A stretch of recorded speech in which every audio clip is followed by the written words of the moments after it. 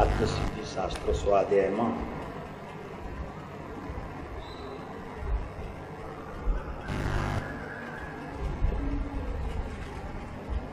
છેલ્લી 3 ગાથાઓ વિનય માર્ગની બહુ સ્પષ્ટતાએ અહીં કૃપાળુદેવે વાત કરી છે. 19મી ગાથામાં જરી એમ કહ્યું કે કેવડી ભગવાન જ્યારે છદ્મસ્ત હતા ત્યારે પોતાના ગુરુનો એમણે વિનય કર્યો હતો અને વિનયની તે સમયની અવસ્થાનું જ્ઞાન અત્યારે કેવળ જ્ઞાનમાં વર્તમાન દેખાય છે અને સમોષણની અંદર ભગવાનની જ્યારે દિવ્ય ધ્વનિ છૂટે છે ત્યારે તેમાં જે વિનયની ભાષા આવે છે ત્યારે કેવડીને છે તો પોતાના અંતરંગ સ્થિતિનું નિરંતર ભોગ, પણ સહેજે જ્ઞાનનો એવો પ્રમેયત્વ ગુણની એવી શક્તિ છે કે એ શક્તિને લીધે એમાં જે વિનયની ભાષા આવે છે એ મારા અનંત જ્ઞાનમાં તે સમાયેલી છે. મારું અનંત જ્ઞાન એને સમાવીને પ્રવિષ્ટ થઈને અત્યારે કેવળ જ્ઞાનપણે રહ્યું છે. એવો પણ વિનય એ કેવલી પરમાત્માને પોતાના ગુરુનો હોય છે. એટલે જે સદગુરુ ઉપદેશથી પામ્યો કેવળ જ્ઞાન સંપૂર્ણ અત્યારે પણ પોતાનો આત્મા તો અનંત ગુણોનો અને અનંતી પોતાની સિદ્ધ પર્યાયનો પિંડ છે, પણ એ અજ્ઞાન મિથ્યાત્વને લીધે એનો અનુભવ નથી. છે તો સિદ્ધ સમ, પર્યાય અપેક્ષા એ સિદ્ધ દશા વર્તમાનમાં નથી અને એ જ ગુરુઓ દ્વારા જ્યારે પ્રગટ અનુભવ સ્વરૂપ થયું હોય ત્યારે એ ગુરુનો મહિમા આવ્યા વગર રહેતો નથી. એમ અહીં પોતાની અલ્પમતી હતી, અત્યારે વિપુલ મતીને તે ધરનારો છે. મતિ જ્ઞાનનો વિષય પણ હવે અભાવ સ્વભાવરૂપ થઈ ગયો છે અને એક પોતાનું કેવળ જ્ઞાન જે નિર્વિકલ્પ દશાના એટલે વિતરાગ દશાના અનુભવ સ્વરૂપ છે. તો એને છદ્મસ્ત દશામાં જેમ ગુરુનો ઉપકાર માન્યો હતો એમ અહીં એના જ્ઞાનમાં તીર્થંકર પરમાત્માની વાણીમાં જ્યારે વિનય સંબંધીનો બોધ આવે છે ત્યારે આ વિનય મારામાં છે એવા પ્રકારનો તે ભાવ એમને આવ્યા વગર રહેતો નથી. 20મી ગાથામાં વિનય સંબંધીનો એમ બોલ લીધો કે એવો માર્ગ વિનય તણો. ભૂતકાળમાં ભગવાનનો જે વિનય કર્યો હતો તેનો વર્તમાનમાં આરોપ કરીને કહી શકે કે એ રીતે પોતાનો ભક્તિભાવ અને પુરુષાર્થ ઉછળ્યો છે, એ જ્ઞાનની સત્તામાં છે, અનુભવ આત્માનો છે અને સત્તામાં આ ગુણ છે. એવો માર્ગ કે જે નિર્ગ્રંથ પ્રવચનની સમસ્ત દ્વાદશાંગીનું સાર જે ભગવાનની વાણીમાં આવે છે તો એમાંથી સતદર્શનનું ઉત્કૃષ્ટમાં ઉત્કૃષ્ટ તત્વ જે વાણી દ્વારા આવી રહ્યું છે એ જ્ઞાનીના બોધ બીજનું વિવરણ સામાન્ય જીવોની અંદર એવી રીતે પ્રવર્તી જાય છે કે પોતે આ 4 પ્રકારની આરાધનાઓથી સહિત થઈ અને નિશ્ચય વિનય વ્યવહારમાં પ્રવેશ કરી અને એક સમય પોતે કેવળ જ્ઞાન પ્રાપ્ત કરી સાદી અનંતકાળ સુધી એ સિદ્ધની પર્યાયના પોતે ભોગી થાય એવો માર્ગ વિનય તણો બાખ્યો શ્રી વિતરાગ. પરમાત્મા કેવળ જ્ઞાની અરિહંત સિવાય આ વાત બીજા ધર્મમાં છે નહીં. કેવળ જ્ઞાન તે જ નિર્વાણનું કારણ છે. ચોથું ગુણસ્થાનક કે સપ્તમ ગુણસ્થાનક મુનિનું એ કોઈ કેવળ જ્ઞાનનો વિષય નથી. અન્ય ધર્મીઓ પણ જે કહે છે કે બ્રહ્મ લીન થયા, પણ એ પણ જ્યાં સુધી સંપૂર્ણ જ્ઞાનને ભોગવે નહીં ત્યાં સુધી એ સિદ્ધ દશાને એટલે ફરી જન્મવું નહીં એવી સ્થિતિને વર્તા નથી. માટે કેવળ જ્ઞાનની વાત આ જૈન વિતરાગ માર્ગની અંદર કોઈ પક્ષને લઈને કહેવામાં આવી છે એમ નહીં. આ જૈન છે, વિતરાગ પરમાત્મા છે, માટે કેવળ જ્ઞાન શબ્દનો પ્રયોગ ત્યાં કરવામાં આવ્યો છે એમ નહીં.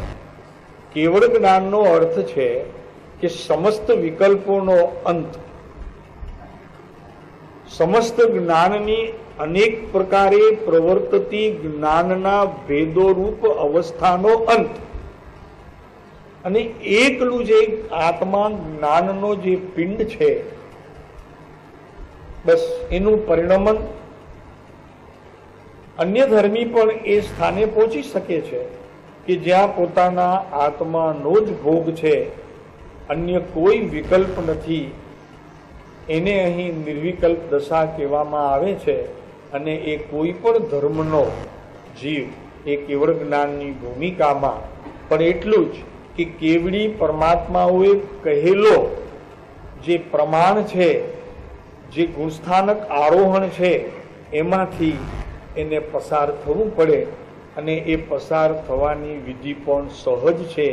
કેમ કે જેટલો પોતાના રત્નત્રય અંદર રહેલા જ્ઞાન દર્શન ચારિત્રમાં સ્થિર થતો જાય તેટલા ત્યાં ગુણ સ્થાનકના પ્રકાર એ કહેવામાં આવ્યા છે.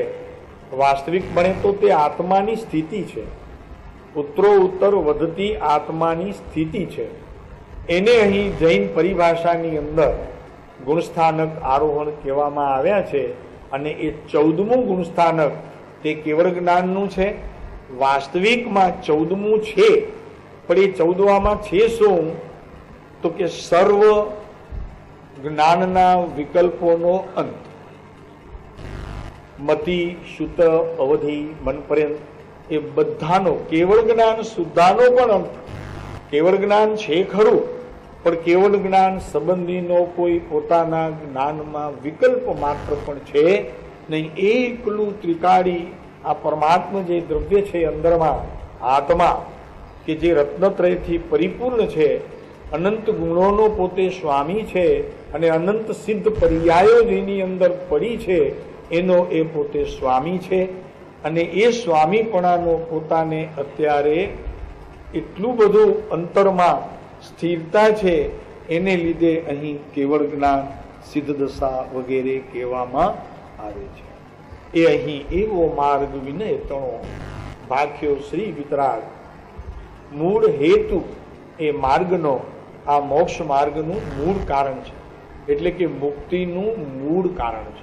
આના સિવાય મુક્તિ 3 કાળમાં કોઈ એમ સમજતું હોય કે અમે દયા, દાન, વ્રત, જપ, તપ પાડી છેલ્લે સંયમ લઈને અમે એને મુક્તિને વરસો, તો સંયમ પણ મુક્તિનું કારણ શાસ્ત્રમાં કહ્યું નથી. સંયમને મુક્તિનું કારણ કહ્યું નથી. જરી વાત કઠણ છે, પણ એટલા માટે છે કે જ્યાં સુધી મુનિનો ઉપયોગ સંયમલક્ષી છે ત્યાં સુધી તેને આત્મલક્ષી કહેવામાં આવતું. આત્મલક્ષી અને સંયમલક્ષી એ બે લક્ષ્ય છે, અને જે લક્ષણ છે એ એની અંદર રહેલા ગુણ છે. અનંતી એવી સિદ્ધ પર્યાયો છે. એ અનંતી સિદ્ધ પર્યાયોનો પણ જ્યારે લક્ષ્ય છૂટે છે અને એક ત્રિકાળી આત્મા જે પરમાત્મા સ્વરૂપ છે, વિતરાગ સ્વરૂપ છે, શાંત સ્વરૂપ છે, સમાધિ સ્વરૂપ છે, એક છે, એના તરફ જ્યારે દ્રષ્ટિ પડે છે ત્યારે તેને અહીં સિદ્ધ દશા કેવળ જ્ઞાન કહેવામાં આવે છે. તો તો એવો માર્ગ વિનયતણો ભાખ્યો શ્રી વિતરાગ. અહીંયા વિતરાગ પરમાત્માની સાક્ષી આપે છે કૃપાળુદેવ. મૂળ હેતુ એ માર્ગનો. આનું મૂળ શું છે તો કે એકલું ત્રિકાળી પરમાત્મ તત્વ ચૈતન્ય સત્તા જ્યાં છે ત્યાં દ્રષ્ટિને સ્થાપ્યા વિના એમાંથી સિદ્ધની કે કેવળ જ્ઞાનની પર્યાયનો જન્મ થતો નથી. મારે કેવળ જ્ઞાન પ્રાપ્ત કરવું છે એવા પ્રકારનો વિકલ્પ પણ કેવળ જ્ઞાનને રોકે છે. મને મારું દ્રવ્ય જ પ્રિય છે, હું આત્મા છું અને આત્મા જ મને પ્રિય છે. એ ચૈતન્ય આખું જે પિંડ છે, ઘન પદાર્થ છે, એના સિવાય હું કાંઈ બીજું છું જ નહીં. એ જ મને માન્ય છે, એ જ મને ભોગવવું છે, સિવાય કોઈ પદાર્થની આ વિશ્વમાં મને ઈચ્છા નથી. આવો મુનિનો અંતે જે પ્રયોગ, એ પ્રયોગ એને કેવળ જ્ઞાનમાં કારણરૂપ થઈ અને કાર્ય તે કેવળ જ્ઞાન પ્રગટે છે. સમજે કોઈ સૌભાગ્ય, સમજે કોઈ સૌભાગ્ય. જરી અહીં વાત કૃપાળુદેવે બહુ સ્પષ્ટ કરી, જરા ભવિષ્ય સંબંધીની પણ કરી, થોડીક પુણ્ય સંબંધીની પણ કરી અને એમાં પુરુષાર્થ સંબંધીની પણ કરી. કોઈક જીવો આ વાતને સમજી શકે. કોઈકમાં આપણે બધા આવી ગઈએ, કેમ કે અનંતની અપેક્ષા એ કોઈક તો હજી ઓછા છે. લાખોની સંખ્યા, કરોડોની સંખ્યા, અરબોની સંખ્યા કોઈકમાં આવે એટલે ચિંતાનો વિષય પણ એટલું જ કે અહીં બેઠેલા કે આ સમજવા ઈચ્છા કરનારાએ આ સત્ય છે એવી પોતાની જ્ઞાનની અવસ્થાનો જે પર્યાય છે એમાં શ્રદ્ધા ગુણના દીપ પ્રગટાવવા જોઈએ. વાત આ સત્ય છે એમ કહેનારો કોઈ સૌભાગ્યમાં આવી જશે. એટલે આ નિકટ ભવી અથવા તો કહો કે આસન ભવી અથવા તો કહો કે તદભવી, આ બધા આમાં સમાઈ જાય છે. કોઈકમાં બધા. તો સમજે કોઈ સૌભાગ્ય. આ લોકોત્તર માર્ગ છે ભાઈ. આ વિનય માર્ગ એટલે લોકોત્તર છે. આપણે રાજા આવતો હોય, આપણે પ્રજા છીએ અને રાજા આવતો હોય તો રાજાને હાથ જોડીને નમસ્કાર કરવો હોય ત્યાં એ લૌકિક ભાવ છે. હવે જરી કઠણ વાત સમજવા જેવી છે. તો સાહેબ પછી મુનિ આવતા હોય અને વેશ હોય 12માં મુનિનો, તો આપણને હાથ જોડવામાં વાંધો ખરો? જો રાજાને જોડીએ છીએ તો એમને હાથ જોડવામાં આપણને શું વાંધો? તો અહીં વિનય ગુણ ઈ કહે છે કે વાંધો છે, કેમ કે આ લોકોત્તર માર્ગ છે. ત્યાં તમે લૌકિક માર્ગને અનુસરીને કરો છો, તેમાં કોઈ પરમાર્થ નથી, પારમાર્થિક વિષય નથી, લૌકિક માર્ગ છે. અને અહીં તો પરમાર્થ પ્રાપ્ત કરવો છે, પારમાર્થિક માર્ગ છે. તો અહીં આ લોકોત્તર માર્ગની અંદર જરી વિનય ગુણની વિશેષતા રહે છે. જરી આખું આગળ છે સુભાઈ, જરી વાત કઠણ છે પ્રભુ. બેને એક જ રીતે એનું અનુકરણ કરવા જેવો પણ નથી, પણ લોકોત્તર અને લૌકિક એવા બે પ્રકારના ભેદે તેને સમજવા જેવો છે. એ તો આમ બી નથી કહેતા આપણે છોકરો બહુ તોફાન કરે, માય બાપ તને પગે લાગુ છું, નથી કહેતા. સમજી જા એમ કે છોકરો હોય 4-5 વર્ષનો હઠે ચડ્યો હોય તો નથી કહેતા આપણે, હે શાંતિભાઈ એ બાપ બાપા બાપા સમજી જાને. તો શું પગે લાગીએ છીએ? અંતરમાં એને પગે લાગવાનો ભાવ છે કે એને હાથ છોડાવવાનો ભાવ છે? એમ આપણે પ્રજા છીએ ને એ રાજા છે, તો ત્યારે કયો ભાવ છે? તો કે એક શાસન કરે છે પાપડા ઉપર, તો એ શાસન કરનારને આપણે માત્ર એક વિનય કરીએ છીએ. અને એ વિનય સંબંધી આપણને ખબર છે કે એમાંથી કોઈ એક અવસ્થા પણ ધર્મની જન્મવાની નથી. માત્ર વિવેક છે, પછી દેખાયા પછી બાર જરાવાર રહીને કોઈ પૂછે તો શું કહીએ આપણે? તો કે એ તો કરાય, આપણે વ્યવહાર સાચવવો જોઈએ ને. પણ મુનિ હોય, દિગંબર સાચા સંત હોય, આત્મજ્ઞાની હોય, ભાવલિંગી હોય, પ્રભુ એને નમસ્કાર કરવાની વિધિ તો જેને નમસ્કાર કર્યા છે એના જીવો પોતે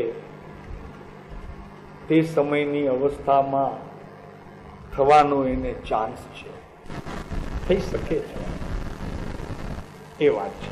એટલે અહીં સમજે કોઈ સુબાન. પ્રભુ ચૈતન્ય મહાસત્તા છે અંદરમાં, એની દ્રષ્ટિ વિના અનંત કાળની અંદર પણ કોઈ રીતે તું મુક્ત ન થઈ શકે. આજે કરે તો પણ, કાલે કરે તો પણ. વાત તો આ સમજવાની છે. આજે સમજે, કાલે સમજે, વર્ષે સમજે, આ ભવે સમજે, ગમે ત્યારે સમજે. પણ અહીં સત સમાગમ સંતોનો 12માં અને સત સમાગમ પોતાના આત્માનો, એની સંધિ થયા વિના આ બને એવું નથી. 3 કાળમાં બન્યું નથી, ક્યારે પણ બન્યું જ નથી. આપણે 21મી ગાથાની અંદર જરી અસદગુરુના વ્યવહાર બતાવી અને અહીં કૃપાળુ દેવે આપણને જરી ચેતવ્યા છે કે મુનિ કેવા હોવા જોઈએ. એ વાત અત્યારે આપણે કરતા આવ્યા છીએ કે આત્મ સ્વરૂપથી અભાન, એટલે પોતાના આત્માનું જેને ભાન નથી એવા અજ્ઞાની અને અભાન જીવો તે મહામોહી છે. અને મિથ્યાદ્રષ્ટિ જીવને તેનાથી, એમનો સંગ કરવાથી મોહનીય કર્મ બંધાય છે. તો એમનો વિનય કરવો, તો એના માટે આપણે છેલ્લા 2 પ્રવચનમાં ખૂબ વિશેષપણે આપણે સમજ્યા છીએ. તો અસદ ગુરુ એ વિનયનો, એવા ગુરુઓનો જે વિનય કરે છે અથવા તો ગુરુ વિનય કરાવે છે અને એનો લાભ પોતે માને છે અને ગુરુ પણ પોતાને લાભદાયી એ ક્રિયા માને છે, તો મહામોહનીય કર્મ નો એમને બંધ પડે છે. શંતિર ક્રોડાક્રોડી સાગરોપમની સ્થિતિ એ મોહનીય કર્મની છે. બુડે ભવ જળ પાન. ઓલું જળ જે છે ને, સમુદ્રનું જળ કે સરોવરનું જળ કે કુવાનું જળ, એમાંથી તો તરીને બહાર આવી શકાશે. પણ આ જે ભવજળ છે એમાં તો સમ્યક્ત્વ જ એવો એક પ્રકાર છે કે એમાંથી તરીને પાર થઈ શકાય. કોઈ પણ પ્રકારની બીજી ક્રિયાઓ સમ્યક દર્શન સહિત હોવી જોઈએ. જો આત્મજ્ઞાન નથી અને એ દ્રષ્ટિ પણ જે જીવે સાધ્ય કરી નથી, તો ભલે તે ક્રિયામાં એકો હોય, પણ મોક્ષ માર્ગની અંદર તે જોકર છે. શું છે? જોકર. તેની સમજવા માટે કે એ માર્ગની અંદર એનું કાંઈ પણ પ્રમાણ છે, તો એ વાત આપણે ઘણા વિસ્તારપૂર્વક સમજી લીધી. હવે જરી આગળ 22મી ગાથાની અંદર આ 3 પ્રકારના વિનયની ગાથાઓમાં આટલું સમજ્યા પછી કૃપાળુદેવ આપણને કહે છે કે હોય મુમુક્ષુ જીવ તે, આવી સમજણ શક્તિ વાળો, આવી દ્રષ્ટિને ધરનારો, સમ્યક્ત્વના રત્ન સંબંધીની નિરંતર પુરુષાર્થમાં રક્ત રહેનારો એવો કોઈ પણ મુમુક્ષુ જીવ હોય તે સમજે એ વિચાર. આ વિચાર એને સમજાશે કોઈ સૌભાગ્ય. બાકી તો વાહ વાહ વાહ વાહ વાહ. આ ગંભીર વાત છે પ્રભુ, ગહેરાઈ છે. જૈન દર્શનને ગંભીરતાએ અને ગહેરાઈએ જે જાણશે એ જ જીવને મુક્તિ વરસે. બહુ કઠણ છે આ માર્ગ. અનંતકાળની અંદર તીર્થંકરની સભામાં જઈને મુનિપણા લહીને આચાર્યપણું પ્રાપ્ત કરીને આ જીવ નવગ્રૈવિકના સુખ અનંત કાળમાં અનંત વાર ભોગવ્યા છે. બાકી શું રહી ગયું? તો કે ચૈતન્ય મહાપ્રભુનો અનુભવ. કેવી રીતે થાય? તો કે ચૈતન્ય મહાપ્રભુનો અનુભવ ચૈતન્યમાં પ્રવેશ કરવાથી. તો કે એનો બોધ કેમ મળે? તો કે જેણે એ ચૈતન્ય મહાપ્રભુને ઓળખ્યા છે અને જેમાં પોતે સ્થિર થયા છે એવા તીર્થંકર પરમાત્માની વાણી એને અનુસારીણી છે. તો એ જ વાણી પોતે પોતાના અનુભવ જ્ઞાનમાં એનો યથાર્થ નિર્ણય કરે તો એ પોતાના આત્માની અંદર પરિણમે અને સ્થિરતારૂપ વિધિ દ્વારા જ્ઞાન અને દર્શન પણ એકદમ નિર્મળ થાય, એનાથી એ મુક્તિ બને. તો એ વાત તો આપણે ખૂબ વિસ્તારપૂર્વક જોઈ કે સદગુરુ કોને કેવા, અસદગુરુ કોને કેવા, એ વાત બહુ વિસ્તારપૂર્વક આપણે 2 રવિવારથી એનું વિસ્તારપૂર્વક વર્ણન કરી રહ્યા છીએ. હવે આ ગાથાની અંદર ખાસ કાંઈ બીજું ન કહેતા એક જ વાત કરી છે કે આ 3 ગાથાઓ અમે જે વિનય સંબંધીની કહી છે, તો આ કોણ સમજશે? તો કે સાચો મુમુક્ષુ હશે એ સમજશે. અને મુમુક્ષુની વ્યાખ્યા મોક્ષની જેને ઈચ્છા છે તે મુમુક્ષુ. એનાથી આગળ તો કે એનાથી આગળ મુમુક્ષુની વ્યાખ્યા એ છે કે આ લોકની અલ્પ પણ જેને ઈચ્છા છે એ મુમુક્ષુમાં ન આવે.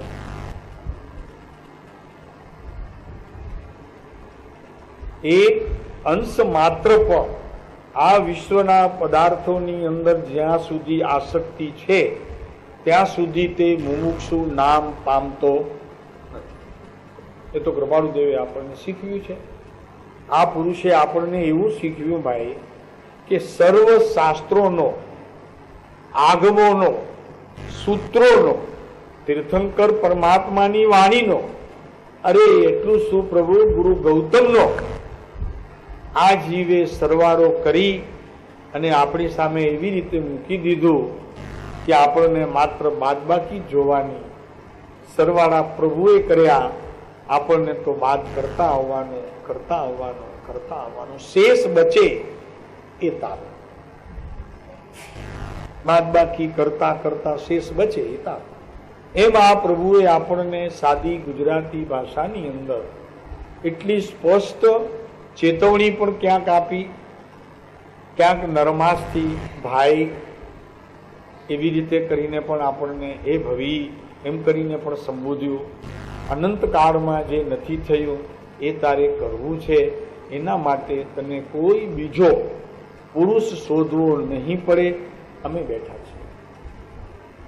આવી વાત આ કાળની અંદર તો પ્રભુ બહુ કઠણ છે, છતાં એ પુરુષે એ જવાબદારી લીધી. શક્તિ વગર આ જવાબદારી લેવી, આવી વાત કરવી પણ કઠણ છે. શું કીધું કૃપાળુદેવે કે જો તારે મોક્ષે જવાની ઈચ્છા હોય તો આ પંચમ કાળની અંદર તું ભલે તીર્થંકર પરમાત્માને શોધજે, પણ અમને શોધ્યા પછી તને તીર્થંકર પરમાત્માની પણ ગરજ નહીં રહે. બીજો પુરુષ તને શોધવો નહીં પડે. કેમ? તો કે તીર્થંકર પરમાત્માની વાણી આપણી પાસે સ્પષ્ટ નથી, આચાર્યો દ્વારા ઉતરી આવી છે. કેટલાક શાસ્ત્રોની અંદર તો ભેળસેળ પણ થઈ ગઈ છે. કેટલાક શાસ્ત્રો ચોખ્ખા છે તો આપણને સમજવામાં કઠણ પડે છે, અને એનો અર્થ પણ અંદર સ્વચ્છંદ છે, મિથ્યાત્વ છે.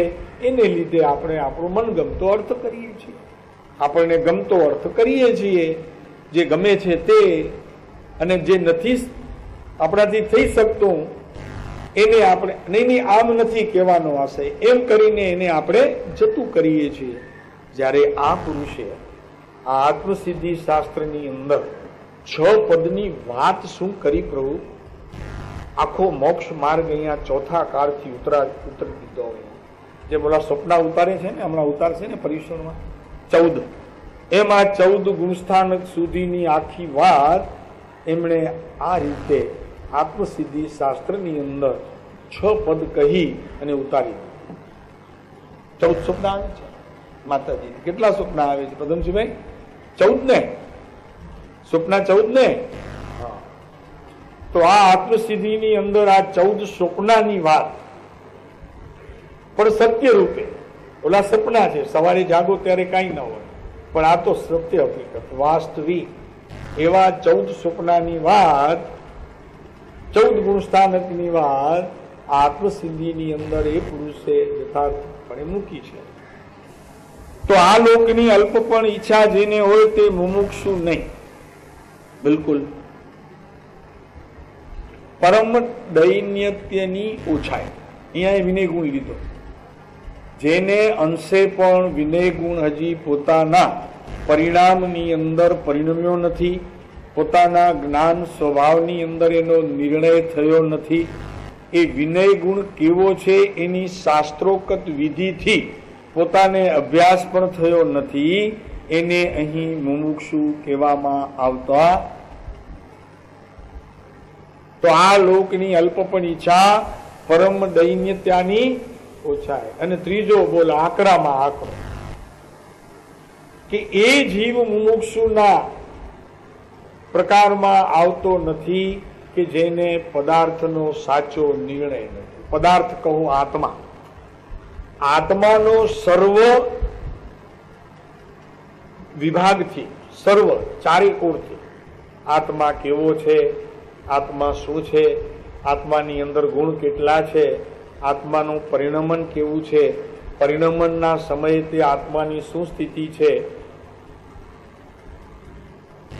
વગેરે અનેક પ્રકારના પડખાઓથી જેને પોતાના આત્માનો અને સ્વભાવનો નિર્ણય તત્વ દ્વારા થયો નથી,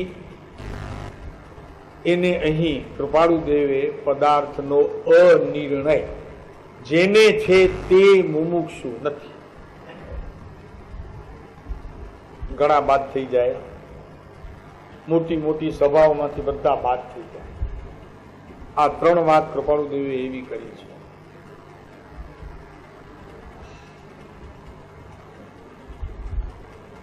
બધું કરીએ પ્રભુ, પણ આ પત્રમાં કહેલી આ 3 વાતો એટલી સુંદર છે, અને એને અનુસરતો 454 નંબરનો પત્ર, એને અનુસરતો 172 નંબરનો પત્ર, ઘણું બધું. આમ તો જોવા જાવ તો કૃપાળુદેવે પાને પાને મુમુક્ષુની જ વાત કરી છે.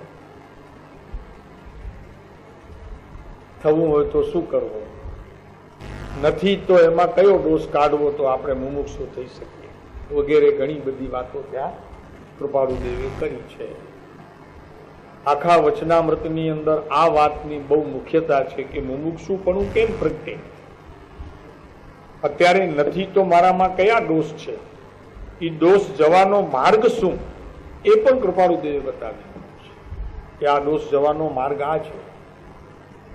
સત્પુરુષોના શરણે જવું, પોતાની દાપણ મૂકી દેવી, હું કાંઈ જાણતો નથી, સમજતો નથી, એવા પ્રકારના ભાવને મુખ્ય પ્રાધાન્ય આપવું, વગેરે વગેરે અનેક પ્રકારના બોલ વચનામૃતની અંદર કહેવામાં આવ્યા છે.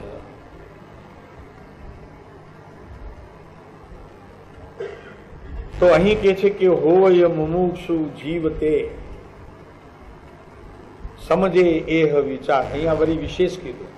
254 નંબરના પત્રમાં આ 3 બોલ કહી અને વિનયની વિશેષ છણાવટ કરી અને અહીં કીધું કે હોય મુમુક્ષુ જીવ તે, આવો વિનયવંત, આવા પદાર્થના નિર્ણય કરેલો મુમુક્ષુ, અને આ લોકમાંથી એક મોક્ષ સિવાય કોઈ પણ અમને ઈચ્છા નથી એવો કોઈ મુમુક્ષુ સમજે એ વિચાર.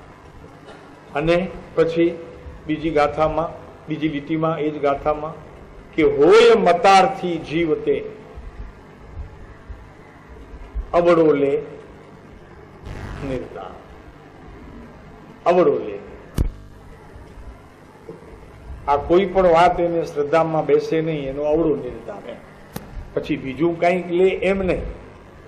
આ ન સમજે તો એ અવળો, આ લઈ લે તો સવળો. તો પછી ભગવાનને પ્રાર્થના કરવામાં વાંધો નહીં. મારી અવળીને સવળી કરનારા, તારી કરુણાનો કોઈ પાર. તું પેલા ટેડો ચાલવાનું છોડી દે, સીધો ચાલ, તો ભગવાન તને મદદ કરશે. પછી ભગવાન પાસે જઈશ અને હાથ જોડીને ભગવાનને કહીશ કે ભગવાન મને તારો ભલા, ભગવાન મને તારો. ત્યારે ભગવાન કહેશે કે આ હું હાથ ઝાલું છું તારો. એવી પાત્રતા આપણામાં જ્યાં સુધી ન થાય ત્યાં સુધી હોય મતારથી જીવતે અવળો લે નિર્ધાર. અને ગમે તેટલું કહેવામાં આવે એ હા નહીં પાડે, એને કઠણ પડશે. એને ઓલું કુળ ધર્મથી પરંપરાએ આવતો જે ધર્મ છે એ વારે ઘડીએ ત્યાં પોતાના પગ બોળ્યા કરશે અને માન્યા કરશે કે નહીં આ ઠીક છે, આ તો બધું નવું લાગે છે. કીધું તું ને રવિવારે કે જે નહોતો એવો માર્ગ કૃપાળુદેવ લાવ્યા. નહોતો મતલબ ચોથા કાળમાં હતો, પંચમ કાળમાં ભૂલાઈ ગયો હતો. એટલે લોકો અત્યારે પંચમ કાળમાં એ સમજી કે આ નવો માર્ગ ક્યાંથી કાઢ્યો. આ ભક્તિ કરવી, સત્પુરુષોનો સમાગમ કરવો, એને ધર્મ કહ્યો. અને સત્પુરુષોની ઓળખાણ આપી કે જેને નિસ્દિન આત્માનો ઉપયોગ વર્તે છે તેને કહીએ સત્પુરુષ. આવી કઈ વાત આવી છે? સત્પુરુષ કોને કહીએ? કે જેને નિસ્દિન આત્માનો ઉપયોગ વર્તે છે તેને. તો સાહેબ એની ખબર કેવી રીતે પડે? તો કે જેમ જેમ તારી પાત્રતા વધતી જાય, જેમ જેમ તું મુમુક્ષુપણું પામતો જાય, તેમ તેમ તને સત્પુરુષની ઓળખ મળતી જાય. તો કે સાહેબ કૃપાળુદેવ સત્પુરુષ ખરા કે નહીં? તો કે કૃપાળુદેવ સત્પુરુષ તો ખરા, પણ તારા માટે નહીં. આ વળી શું? મારા માટે નહીં? તો કે તારા માટે એટલા જ કે જેટલા અંશે તને મુક્તિની ઈચ્છા થઈ હોય એ જેટલો અંશ તેટલો ત્યાં સામે અંશ. એ તો સંપૂર્ણ છે, કેવળ જ્ઞાન છે એમની પાસે. પણ તારા જ્ઞાનની અંદર અંશે પ્રવર્તતું તો ત્યાં સામે પણ અંશ. તો જેટલી તારી પાત્રતા તેટલા સત્પુરુષ ઓળખાય. તો કે ભાઈ તો હું પછી કૃપાળુદેવને આખો આખો પકડી લઉં તો નહીં પકડાય, નહીં પકડાય. કેવડીઓ નથી પકડાયા તને ભાઈ. કેવડીની વચમાં બેઠો તો બિલકુલ બાજુમાં. અરે ઘણાના તો ચોથા કાળમાં ઘરમાં હોય, સામાન્ય કેવડીઓ ઘરમાં હોય. હા, પણ એને કે જરા ઘરની લાવજો તો ચાની. ત્યાં ચા હોય, જરાક જાવશો નીચે તો જરાક દુકાનદારને કહેતા જજો ને 4 ચીજો લઈ આવે. કેવલી છે કૃપાળુદેવ, એમના કાકા સસરા રેવાશંકરભાઈ બતાવ્યા કરે કામ. તો કે રાયચંદ જો અહીંયા કચરો પડ્યો છે જરાક લઈ લે ને. પછી તો શું પશ્ચાતાપ થયો છે ને મેં આ શું કર્યું ખબર પડી ત્યારે. તો ત્યારે તો બહુ મોડું થઈ ગયું. અને ખબર પડી એટલે બીજાઓ દ્વારા, હજી પોતાના આત્માને તો ત્યારે પણ ખબર ન પડે. બીજાઓ દ્વારા જે ખબર આપવામાં આવે છે ત્યાં પોતાની શ્રદ્ધા ગુણની પર્યાયનું કાર્ય ઓછું છે, જ્ઞાનનું કાર્ય તો ક્યાંથી હોય. પણ ત્યારે શું છે તો કે માત્ર ત્યાં મનના વિકલ્પોનું કાર્ય છે. તો અત્યારે આપણે કૃપાળુદેવને માનીએ છીએ તો મનના વિકલ્પોના જન્મ થતા એવા જ્ઞાનને માનીને પ્રવર્તીએ છીએ. એટલે આપણું કામ કેટલું થશે વિચારવા જેવું છે. ભાઈ અહીંયા તો સત્યના નગારા છે. કોઈ એમ કહેતું હોય કે કૃપાળુદેવ મળ્યા છે, કાલે કોઈ કહેતું તો કે કૃપાળુદેવ મળ્યા છે તો આપણને બીજા ભાવમાં મળે કે નહીં, એ શું કરવું છે? આ ભાવમાં મળ્યા છે, બીજા ભાવમાં મેળવવા છે, ત્રીજા ભાવમાં મેળવવા છે, ચોથા ભાવમાં મેળવ, પણ તારે આ કૃપાળુદેવને મેળવવા છે કે કૃપાળુદેવે જે આત્માને કહ્યું છે તે મેળવવું છે? તારે શું જોઈએ છે? તારા ઘરમાં તારે રહેવું છે કે કૃપાળુદેવના ઘરમાં રહેવું છે?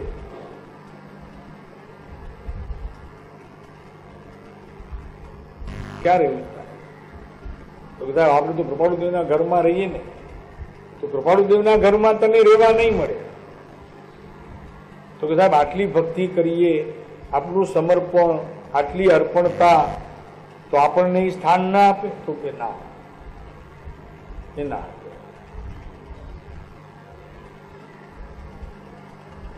લાખો માણસો અત્યારે આ વાત લઈ અને ત્રિરંગા જેમ ઓલા આઝાદીના ફેરવતા હતા એમ અત્યારે કૃપાળુદેવ મળ્યા છે, કૃપાળુદેવ મળ્યા છે, ભલે મળ્યા છે, માણ્યા છે.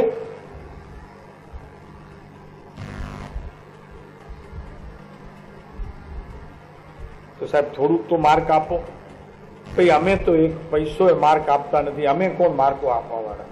તીર્થંકર પરમાત્મા પણ તને માર્ક ન આપી શકે. તું માર્ક તું મેળવ તારી રીતે, પેપર તું લખ, એ કઈ આવીને લખી ન જાય, તારે લખવા પડશે.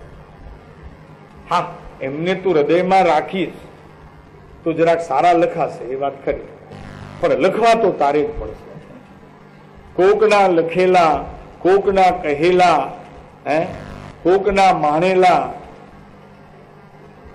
તને ખપના નથી. શું શાંતિભાઈ? તને ખપના નથી. તને તારો આત્મા ખપનો છે. એમાંથી જે કઈ જન્મે એ બધું તારું. બહારથી જન્મેલું તારી પાસે આવે તો સંયોગ છે, તો સંયોગિક પદાર્થ છે, હમણાં છે, જરી વારમાં નહીં હોય. કૃપાળુદેવ તારી પાસે આ ભાવમાં છે, બીજા ભાવમાં કોઈ નિયાણું બાંધ્યું હોય તો મસ્જિદમાં બેઠો બાંધ પોકારી અલ્લાહ અકબર કરીને બેઠો હોઈશ, કૃપાળુદેવ ક્યાં બેઠા હશે? તારું ઈ જ તારું, બીજાનું એ તારું નહીં પ્રભુ. આ વાત જેટલી વહેલી સમજાશે તને મનુષ્ય પર્યાયમાં, એટલું ખપનું.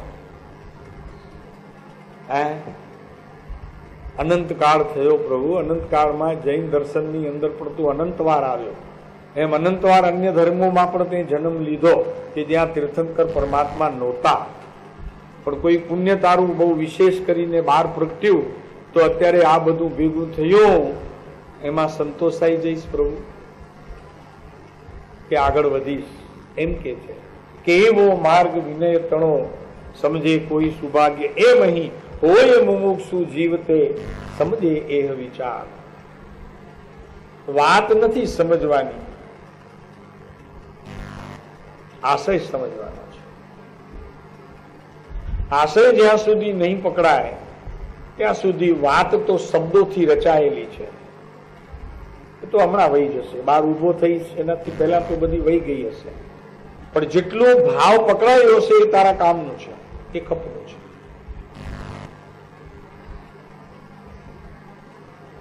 મુક્તિનો અભિલાષ, મોક્ષનો ઈચ્છાવાન,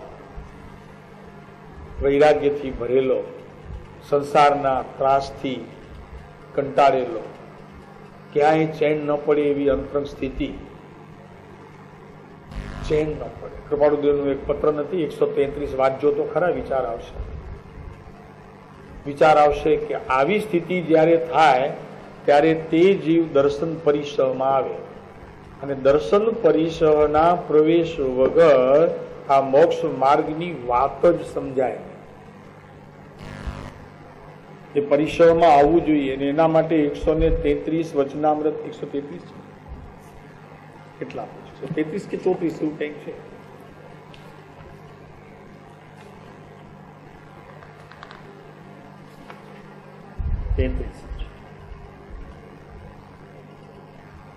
ક્યાંય ગમતું નથી કૃપાળુદેવ છે ને, ક્યાંય ગમતું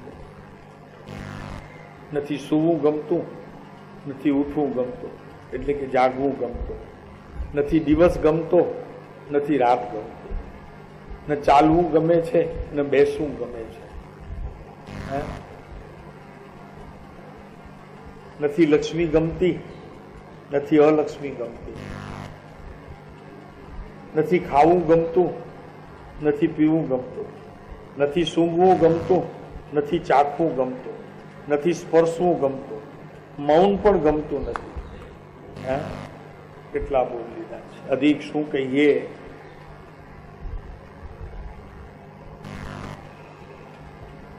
આત્મભાવથી પ્રવૃત્તિ બાહ્યથી કરવાને કેટલો અંતરાય છે, ત્યારે હવે કેમ કરવું? કયા પર્વતની ગુફામાં જવું? સિનેમામાં જવું, આવું બધું થાય ત્યારે બહુ કંટાળો આવે છે. રસિકભાઈ શું કરો છો, નવરા છો? તો કે હા બસ બેઠો છો. તો કે ચાલો ને જરાક આજે બહુ કંટાળો આવે છે, કોઈ સારા થિયેટરમાં જઈને 3 કલાક પાસ કરી આવીએ. હે શું કરો છો? તો કે ચાલો ને જરા ગાર્ડનમાં, બહુ કંટાળો આવે છે સાહેબ, બહુ કંટાળો, ગાર્ડનમાં જઈએ 2-3 કલાક બેસીએ. અહીં કે છે કૃપાળુદેવ કે આત્મભાવથી પ્રવૃત્તિ બાહ્યથી કરવાને કેટલો અંતરાય છે, ત્યાં હવે કેમ કરવું? કયા પર્વતની ગુફામાં જવું અને અલોપ થઈ જવું? જગત અમને ન જુએ, અમે જગતને ન જોઈ શકીએ, અમે અમારામાં રહીએ, એવા પ્રકારનું વૈરાગ્ય, એવા પ્રકારની સ્થિતિ એ જ ખરેખર મુમુક્ષુના લક્ષણ છે. ક્યાં અલોપ થઈ જવું? કૃપાળુજી કે અલોપ થઈ જઈએ, કોઈ જુએ નહીં અમને, અમે કોઈને મળીએ નહીં, અમને કોઈ મળવા આવે નહીં. અસંગ અને એકાંત વૃત્તિમાં એવા પ્રભુ રહી જઈએ, એવા ઠરી જઈએ કે અમારા માટે જગત તે શૂન્ય અને જગત માટે અમે શું. આવી સ્થિતિ જ્યારે થાય ત્યારે મુમુક્ષુપણાના માર્ગમાં આપણે પ્રવેશ સમજવો. ભલે ભક્તિ ગમે તેટલી કરતા હોઈએ, 6 કલાકના બદલે 16 કલાક વધારી નાખો તો પણ એનું ફળ 4 ગતિ મળવાનું. આ સ્થિતિ આવે તો એનું ફળ મુક્તિ મળવાનું. કઈ એ જ રટાય છે. કૃપાળુજી કહે છે કે એ જ રટણ ચાલે છે. જો નૌકારની જગ્યાએ આ ચાલે છે તો આમાં નૌકાર આવી ગઈ કે વળી નૌકાર માટે વળી બીજી વખત બેસવું પડે કે હવે જરા નૌકાર ગણી લો. શું પદમસિંહભાઈ, આ નૌકાર છે કે બીજું કઈ?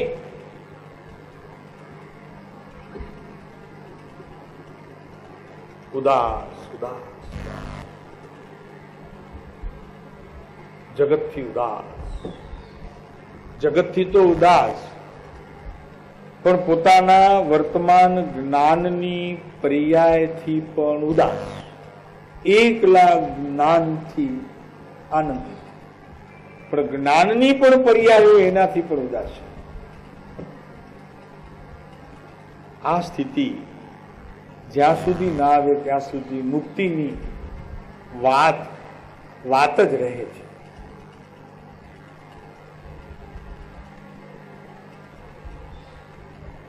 દિવસમાં સેંકડો વખત, હજારો વખત આપણે કૃપાળુદેવની સમીપ જઈએ, એનો અર્થ કે આપણે આપણા આત્માની સમીપ જઈએ. એમાં સર્વ જ્ઞાનીઓ સમાઈ જાય છે. એમાં આપણે જેને વિશેષ ચાહીએ છીએ, કે જેમને વિશેષ આપણે જેને વિશેષ સમર્પણ છીએ, એવા પરમ કૃપાળુદેવ શ્રી પણ એમાં આવી જાય છે. ખાસ એમને યાદ કરવા પડતા નથી. તથાપિ બહારથી અમુક સંસારી પ્રવૃત્તિ કરવી પડે છે. તે માટે શોખ તો નથી, તથાપિ સહન કરવા જીવ ઈચ્છતો નથી. અહીંયા ગમે ઉપાધિ જીવને ગમે, જ્યાં સુધી ઉપાધિ ગમે છે ત્યાં સુધી સમાધિ આવે ક્યાંથી? ઉપાધિ જ ગમે છે. જરીવાર નવરો પડે તો કાંઈક નું કાંઈક લઈને બેસી જાય. કોઈ ન હોય તો 4 જણાને ફોન કરીને ઉપાધિ ભેગી કરે તો કે આવો ને જરા બેસીએ. શું થયું, તમે ઓલી દુકાન લેવાના હતા ને? તો મારા ખ્યાલમાં એક દુકાન છે, એક ફેક્ટરીની જગ્યા મારા ખ્યાલમાં છે. ઉપાધિ વગર એને ચેન જ પડતો નથી. શું અનિલભાઈ, મારા ખ્યાલમાં એક છોકરો છે, તમે જરા અહીંયા નવરા હો તો આવો, બેસીએ જરા વાત. ભાઈ તને શું થયું છે પ્રભુ? શાસ્ત્રને સહોદર સખો બનાવ કે જેનાથી જ્ઞાનીઓ તારી નજીક આવે, તારા અંતરમાં બિરાજે. એવા શાસ્ત્રનું અધ્યયન શ્રવણ કર. કબાટ ભર્યા પડ્યા છે તારી પાસે. કોઈ પણ એક શાસ્ત્રનું લઈને એનો સહોદર નામ સાથી થા. 2 લીટી વાંચીને એનું ચિંતન કર. શા માટે ઉપાધિ તરફ તું જાય છે? જેનાથી સમાધિ પ્રાપ્ત થાય, સાચું સુખ પ્રાપ્ત થાય, એવા સાધનો પણ બહિરંગ તારી પાસે ઉપસ્થિતિ હોવા છતાં આ 12મી ઉપાધિ શા માટે વળે છે? ભાઈ તું તને ખબર નથી પ્રભુ? એક દિવસ આવશે, આંખ બંધ થઈ જશે, કૃપાળુદેવ અહીંયા રહી જશે, તારું બધું કરેલું અહીંયા રહી જશે. એ તારા દેહની સાથે એની રાખ થઈ જશે. સંસ્કાર આવશે, પણ એ સંસ્કારનું કાર્ય તો બાપુ કેટલું છે? કઈ જ નથી. આત્મા પર પડેલા સંસ્કારનું કાર્ય તને કાર્યરત થશે. ભાવ અને મન ઉપર પડેલા સંસ્કારોથી તો બહુ તને 4 ગતિની કોઈ ઉત્તમ ગતિની પ્રાપ્તિ થશે. આત્મા ઉપર પડેલા સંસ્કારો તે એનાથી તારું કામ થશે. રાત્રિ અને દિવસ એક પરમાર્થ વિષયનું જ મનન રહે છે. લ્યો, એકલો આત્મા સ્મૃતિમાં રહે છે, અથવા તો પૂર્વે થઈ ગયેલા જ્ઞાનીઓ જે રીતે પરમાર્થને પામ્યા એ વિષય એમના જ્ઞાનમાં રહે છે. આપણે એક સમય પછી શું કરવું છે, અહીંયા બેઠા અત્યારે વિચાર ચાલતા હોય કે અહીંયાથી છૂટીને હજી કેટલી જગ્યાએ જવું છે. આ સાહેબ છોડે ત્યારે થાય ને 10 વાગે ઘડિયાળમાં અહીંયા નથી રાખતા. ઘડિયાળ નથી રાખ્યું ને? રાખ્યું છે મહેશભાઈ? નહીં. સારું, એટલું તો ઘડિયાળ તરફ નજર પડ્યા કરે કે હજી કેટલી વાર છે. કૃપાળુદેવ કહે છે કે રાત્રિને દિવસ એક પરમાર્થનું જ, બસ એક પરમાર્થ. આ પરમાર્થ પોતાનું અને પરમાર્થ પ્રાપ્ત પુરુષો, તેના સિવાય કોઈ ચીજ યાદ જ આવતી નથી.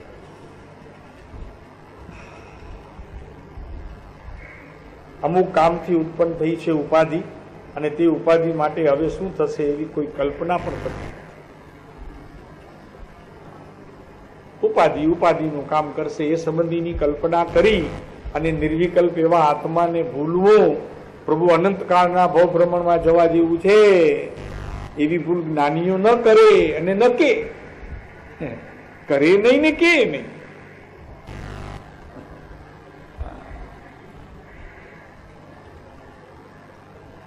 પ્રભુનું આખું જીવન એ ખરેખર મોક્ષ માર્ગમાં જ છે.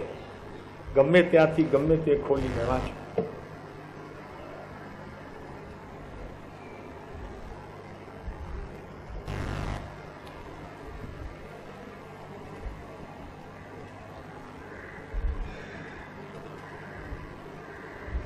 તો હોય મુમુક્ષુ જીવ તે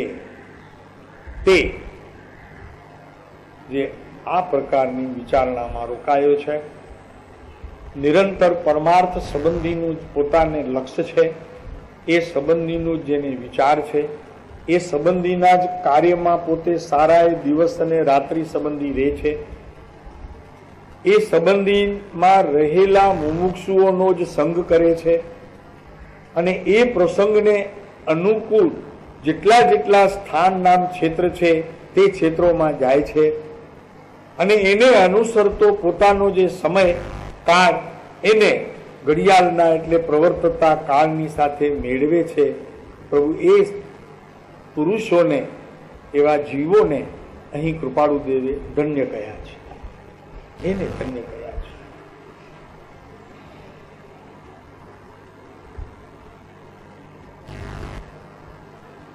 જેને સતનો આદર છે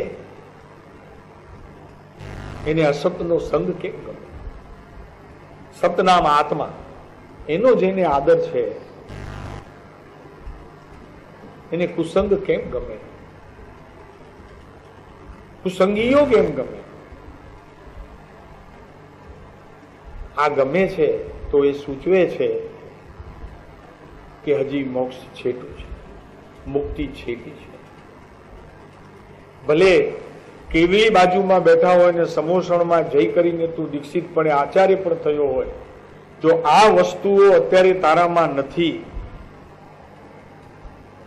જે કૃપાળુદેવે સંસાર અવસ્થામાં કહી છે, પોતે માણી છે, એને ભોગવવાનો પ્રત્યેક પર્યાયમાં પોતાને ભાવ છે, એવું જો નથી તો તું ધર્માત્માનું બહુ નામ પામી શકતો. તને ધર્માત્માનું બહુ નામ જોઈએ છે તો એવા સંઘમાં જા કે જ્યાં તું ક્રિયા વિશેષ કરે અને તારું માન પોસાય એવા સ્થળોમાં જઈ અને બુડે ભવજલ માહી. બાકી આ ક્ષેત્ર તો પ્રભુ શાંતિનું ધામ છે.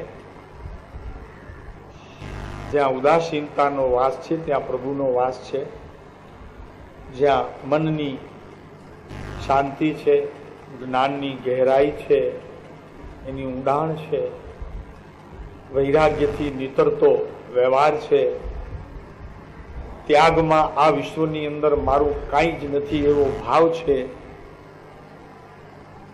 પરિગ્રહને ભોગવતી વખતે પણ તે પરિસહથી અત્યારે વર્તમાનમાં પણ મુક્ત છે, એવા જેને ભાવ છે, એવું જેનું લક્ષણ છે, એને અહીં સતદેવ, સતગુરુ અને સતધર્મનો વિનય છે, અને એને કુગુરુ, કુદેવ અને કુશાસ્ત્રનો અવિનય છે. આવા આત્માર્થી જીવો આ લોકોત્તર ધર્મને વિશે લોકોત્તરનો વિનય કરે છે અને લૌકિક માર્ગથી પોતે દરેક સમયે છૂટવાનો પ્રયત્ન કરે છે.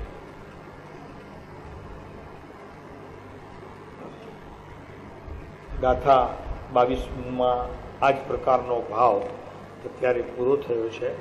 હવે 5 મિનિટ છે તો જરાક જોઈ લઈએ 23મી ગાથા સાથે બોલીએ. જરા 22માં ભૂલાઈ કે હોય મતાર્થી દેહને થાય નયાતમલક્ષ એહમ તેહમ મતાર્થી લક્ષણો અહીં કયા નિરપ. બીજી વખત ગાતા ઘણા તાર્થી જીવતે થાય નયાતમલક્ષ તેહમતાર્થી લક્ષણો અહીં કયા નિરપ. હોયમતાર્થી તેહને થાય નયાતમલક્ષ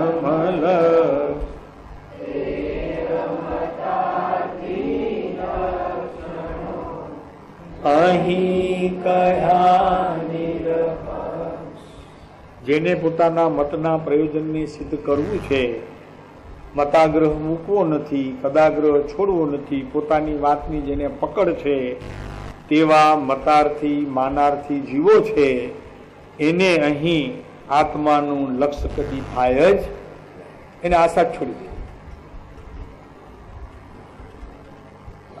આ જ ક્રિયાથી કરવી તો જોઈએ ને, આ જ ક્રિયા કરવી તો જોઈએ ને.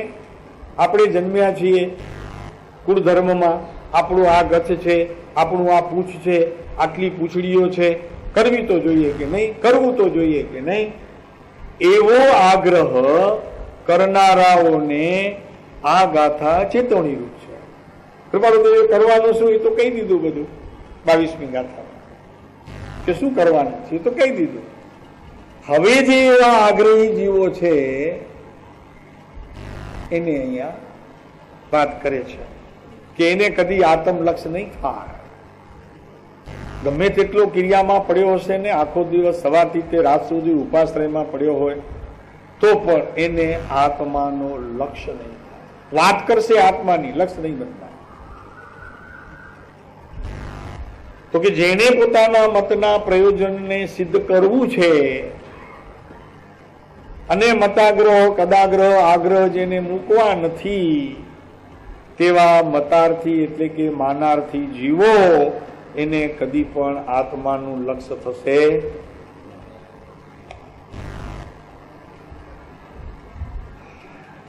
એટલે શું, કેમ નહીં થાય? તો કે એટલા માટે નહીં થાય કે એનું આત્મલક્ષ્ય એટલે શું? એનું આત્મલક્ષ્ય એટલે શું? તો કે પુણ્યની ક્રિયાને ઠીક માનવું અને પાપની ક્રિયાને અઠીક માનવું, એવા પ્રકારનો ભેદ જેને પ્રવર્તે છે તેને આત્માનો લક્ષ્ય નહીં થાય. જરીક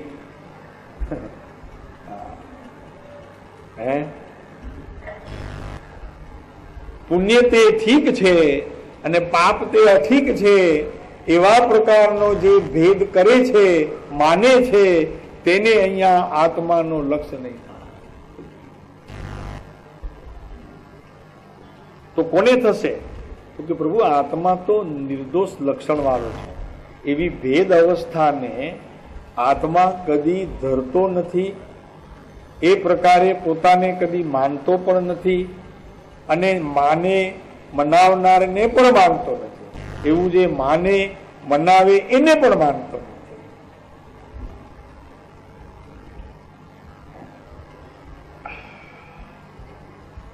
આ આત્માનું નિર્દોષ લક્ષણ. પોતે માનતો નથી, મનાવનારને માનતો નથી. આ આત્માનું નિર્દોષ લક્ષણ છે. અને એ નિર્દોષ લક્ષણને લક્ષ્યમાં લેનારો એ લક્ષ્ય સુધી પહોંચી શકશે. એ મોક્ષ લક્ષ્ય સુધી પહોંચી શકશે. એને લક્ષ્ય સિદ્ધ થશે.